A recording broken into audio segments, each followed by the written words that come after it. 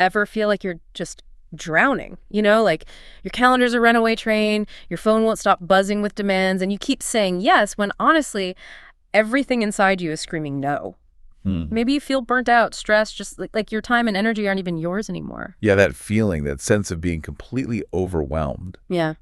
It's so common, and often it's a direct signal, isn't it? A signal of what? That something fundamental is maybe missing or weak.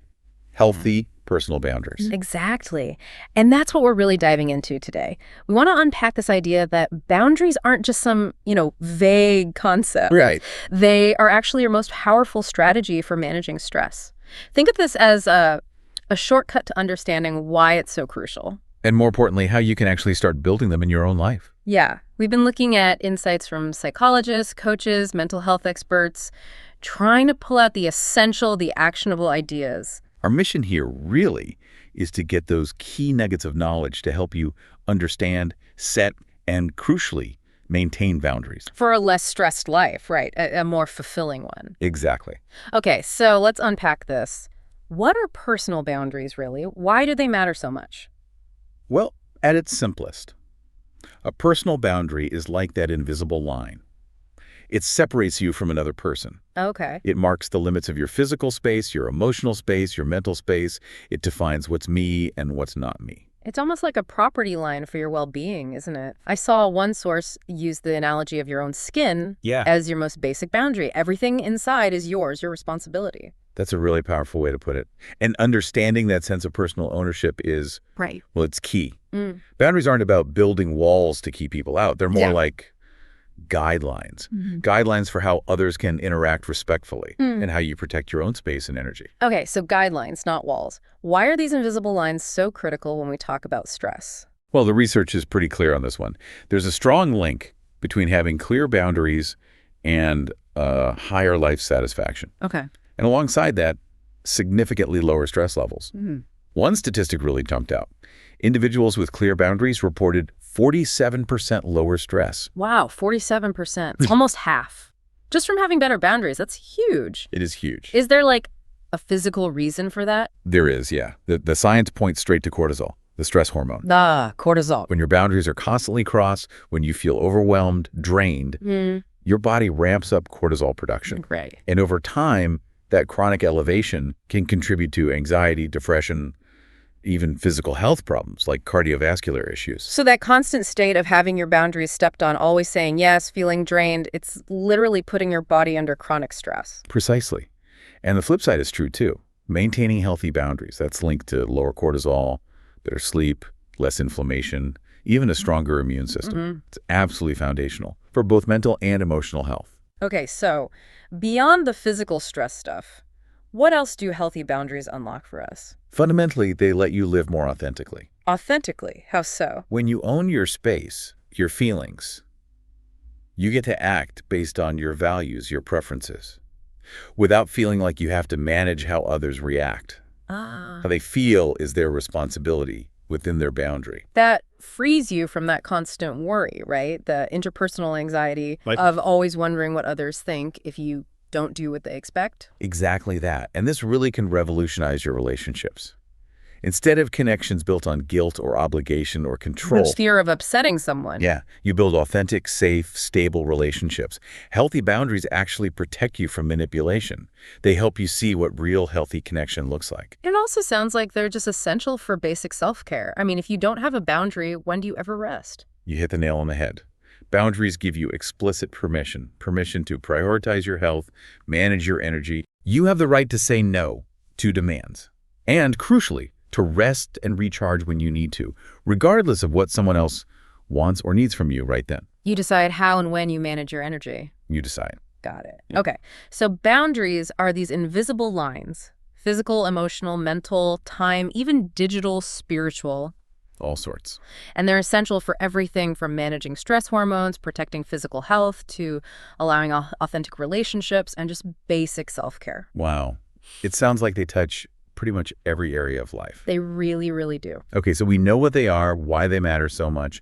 But for someone listening now, how do you even know if your boundaries need some reinforcing? What are the warning signs? The signs are often quite clear, actually, once you know what you're looking for. Like, do you feel constantly drained or exhausted after interacting with certain people?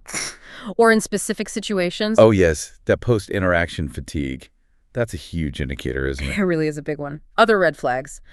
Struggling immensely to say no without feeling just crippling guilt. Experiencing frequent resentment bubbling up because of demands placed on you.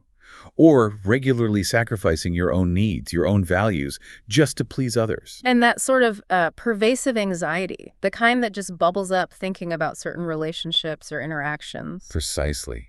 Or feeling like others constantly take advantage of your time, your energy, your resources. Yeah. These are all strong indicators that your boundaries might be a bit too porous. Letting things in that are draining you. Exactly.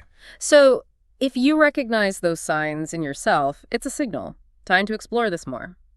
Now, even when people decide, okay, I need better boundaries, they often run into common traps, right? Pitfalls? What are some of those? Oh, definitely. Several common pitfalls came up again and again. One is prioritizing everything, or what some call overfunctioning. Overfunctioning. Yeah, like you have this belief that you have to do it all yourself, or that others need you to constantly help them, even when it costs you dearly. It leads straight to being overscheduled, burnt out, Yeah. because you haven't set limits on what you will or won't take on. Prioritizing your own capacity, delegating, saying no, Yeah. those are the alternatives. Right. That old saying, if you want something done right, do it yourself. That can really work against you here. It absolutely can. Another big mistake is dismissing your own needs. How does that happen? Well, it might come from past experiences, maybe where your needs were minimized or you've internalized criticism. Setting boundaries requires truly believing, deep down, that you are entitled to your own needs, values, priorities. Even if they're different from others. Especially then. If you don't believe your needs are valid, you won't feel justified in setting a boundary to protect them. That internal belief is huge. What about external pressures, like social ones? Succumbing to FOMO, the fear of missing out, that's a massive one today. Oh, yeah. Saying yes to everything because you're afraid you'll miss out. Sure. It just leads to exhaustion. You have to get comfortable sitting things out sometimes. Ask yourself, do I really have the time, energy, and, importantly, the desire for this? Or am I just afraid of missing something? That really resonates. It's so easy to get swept up in feeling like you should be doing more, attending more. Absolutely. And then there's the really powerful pitfall of giving in to fear. Fear of what? Fear of conflict, fear of upsetting people, fear of damaging relationships. It's completely natural to worry about how others will react, especially if they're not used to you having boundaries. Right. They might push back. They might push back, get angry, try to guilt trip you. But here's the irony. Avoiding boundaries often damages relationships more in the long run. Because of resentment. Exactly, because resentment builds up inside you. Setting boundaries calmly, confidently, it can often lead to much healthier relationships than you might expect. Way better than just letting things fester. So the fear is understandable, but acting on that fear actually prevents the growth boundaries can bring. Okay, what about how we actually communicate the boundaries? Ah, yes. A significant mistake is being too subtle. Hinting, being passive-aggressive. Yeah, or just expecting people to read your mind. It simply doesn't work. You might be short with someone, make sarcastic comments, give off negative energy. But they probably have no idea what you actually need. Exactly. They likely won't understand the limit. Yeah. As the experts kept saying, clarity is kindness here. You need to communicate directly. Clarity is kindness. I like that. It's a good mantra. What about trying to fix everything at once? That's another pitfall. Covering too much ground or being too rigid. If you're new to this, don't try to outline every single new limit to every single person all at once. That sounds overwhelming. It is. For you and for them, it can make others defensive. Start small, maybe one area or one person, and also avoid making boundaries too absolute right away. Maybe you don't never want lunch with colleagues, just not today because you're swamped. Allow for some flexibility as you learn. Start small, be flexible. Okay, good practical advice. And crucially, inconsistency. This is a big one. How so? Setting a boundary, but not sticking to it, basically teaches others they don't actually need to respect it. If you say, I don't answer work emails after 6 p.m., but then you answer them every single time. You've just undone your own boundary. Precisely. Yeah. If you set a limit, you need to follow through consistently.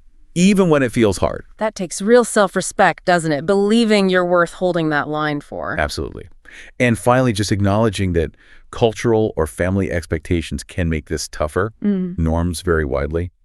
Navigating that needs sensitivity, sure, but it doesn't mean you don't have the right to set limits for your own well-being. It might just mean you need some extra support or different strategies. Got it. Okay, so we've recognized the signs. We know the common mistakes. Let's get really practical now. How do we actually start doing this? What are the steps? Okay, step one, identify your limits. This needs some self-reflection, some self-awareness. Tuning in. Exactly. What situations leave you feeling drained, resentful, uncomfortable? What activities or interactions just consistently deplete your energy? Like making a list. You could. One source suggested creating a boundary inventory and pay close attention to physical sensations too. Tension in your shoulders, headaches, stomach knots. The body keeps score. It really does. Those can be clear signals that boundaries are being crossed or need reinforcing. So tuning into both emotional reactions and physical clues. Okay, what's next? Once you have some idea where you need boundaries, start small. Please, start small. Don't pick the hardest person or the highest stakes situation first. Right. Practice in lower stakes interactions. Build confidence. Maybe start with a persistent telemarketer or deciding you won't check social media first thing in the morning. Not confronting the demanding boss on day one. Exactly. Build that muscle gradually before the heavy lifting. Okay, 10. Then, and this is key, communicate clearly and directly. This is where assertiveness really comes in. How do you do that without sounding aggressive? Using I statements is the recommendation. I feel X when Y happens, and I need Z. That structure helps you own your feelings and needs without blaming the other person. Can you give an example? Sure. Instead of, you make me so stressed calling late. Try, I feel anxious when I get work calls after 7 p.m., and I need to keep evenings free for personal time. Remember the mantra. Clarity is kindness. Exactly. So like, I feel overwhelmed when plans change last minute. I need at least a day's notice. That kind of structure. Perfect. It gives the other person the information they need without putting them immediately on the defensive. And a huge part of clear communication is practicing saying no. The dreaded no. That's one of the hardest things for so many people. It feels so counterintuitive sometimes, doesn't it? Especially if you're wired to be helpful or you're a people pleaser. Totally. It absolutely does. But it helps to remember you're refusing a request, not rejecting a person. That's a good distinction. And saying yes to one thing always means you're saying no to something else. Often that something else is your own well-being, your rest, your priorities. So how do you actually say it? Are there different ways? Yeah, the experts offered several practical options. The direct no, just simple, clear, no. Sometimes effective, like with unwanted sales calls. Right. The reasoned no. A brief, genuine reason. Thanks for asking, but I can't take that on right now because I'm focused on X. Keep it brief. The rain check, no. Only if you genuinely mean it. I can't help today, but maybe next week. Okay. And the broken record, no. For persistent requests. Calmly repeating your refusal without getting pulled into arguing about it. No, I can't make that meeting, but it's really important. I understand, but no, I can't make it right now. Exactly that. Polite, but firm. Yeah. Brief, and definitely avoid over-apologizing or making up elaborate excuses. That can backfire. Just own it. Like, I don't want to, or I've decided not to. That's often more assertive, yes. Yeah. Taking responsibility for your choice is powerful. More powerful than blaming circumstances. So practicing the actual language helps build confidence in just saying no. It really does. Yeah. And that leads naturally to developing overall assertiveness. It's about confidently expressing your needs and limits. It protects your emotional health. It lets you handle tricky situations without shrinking away or becoming aggressive. It's finding that balance. Okay. And you mentioned earlier people might push back. They might react negatively, especially if this is new from you. How do you handle that resistance? That's such an important point. Prepare for resistance. Expect it, almost. Especially from people who benefited from your lack of boundaries before. So what do you do when it happens? Try to stay calm. Restate your boundary. Simply, firmly. Maybe use that broken record technique if needed. Okay. And crucially, remember what the sources emphasize. Their reaction is their responsibility, not yours. Ooh, that's big. It is. You are not responsible for managing their disappointment or their anger or their guilt when you set a healthy boundary to protect yourself. So you don't have to fix their feelings about your boundary. No. And getting support here can be incredibly helpful. from understanding friends, a partner, maybe a therapist, someone who can offer validation and strategies. That makes sense. Having backup helps take some of the emotional weight off. It absolutely does. Hmm. And finally, maybe most importantly, practice self-compassion. Be kind to yourself through this. Yes. Setting boundaries, especially overcoming that ingrained guilt or fear. It's hard work. It's especially tough for caregivers, people pleasers, or anyone from a background where boundaries weren't modeled or respected. Acknowledge the difficulty. Acknowledge it. Remind yourself that healthy boundaries ultimately benefit all relationships by preventing resentment, fostering authenticity, maybe use positive self-talk. Affirmations like, I'm worthy of having my needs respected, or setting this boundary is self-care. And celebrate the small wins. Definitely. Every successful no, every clearly stated limit. That's progress. Celebrate it. Self-compassion feels like the fuel you need to keep going when you hit resistance or feel that guilt wash over you. Absolutely. It's not about being perfect overnight. It's about trying, learning, and being kind to yourself in the process. Okay, this is great. We've got the signs, the pitfalls, the practical steps. How do we apply this in different areas of life? And think about it as an ongoing thing. Right, because boundaries aren't just for personal relationships. They're needed everywhere. Take the workplace. Yeah. This looks like setting clear working hours and actually sticking to them. Defining expectations around email or message response times. Clarifying your roles so you don't end up overfunctioning on tasks outside your scope. Protecting your personal time. And that helps with burnout. Directly linked.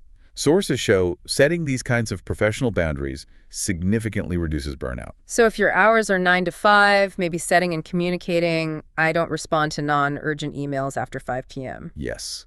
Making that expectation clear helps manage workload, prevents that always-on feeling. Digital life is another huge area. Okay. Managing your online presence.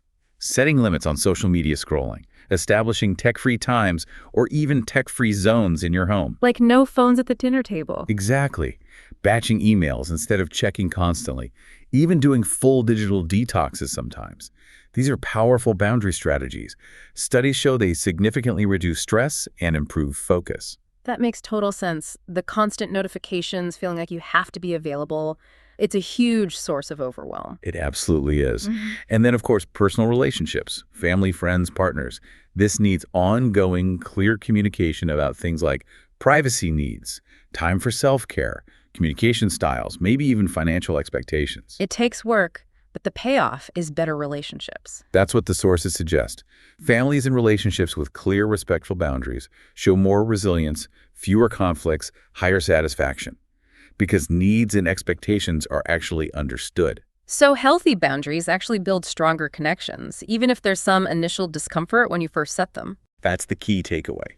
And finally, understanding that boundary maintenance is ongoing. It's not a one-time fix. Right. Boundaries aren't static.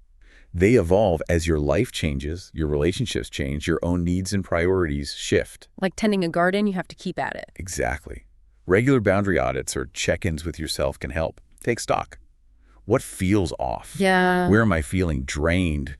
What's working well? And be willing to adjust. Be willing to adjust boundaries as circumstances change. Yeah. And learn from times when boundaries get crossed, whether by others or maybe even by yourself when you slip up. It's a continuous loop. Right. Self-awareness, communication, adjustment, self-compassion. Precisely. It's a skill you refine over your lifetime. This has been incredibly insightful, okay? Just to bring it all together. Boundaries are those essential, invisible lines defining your personal space, physical, emotional, mental, time, all of it.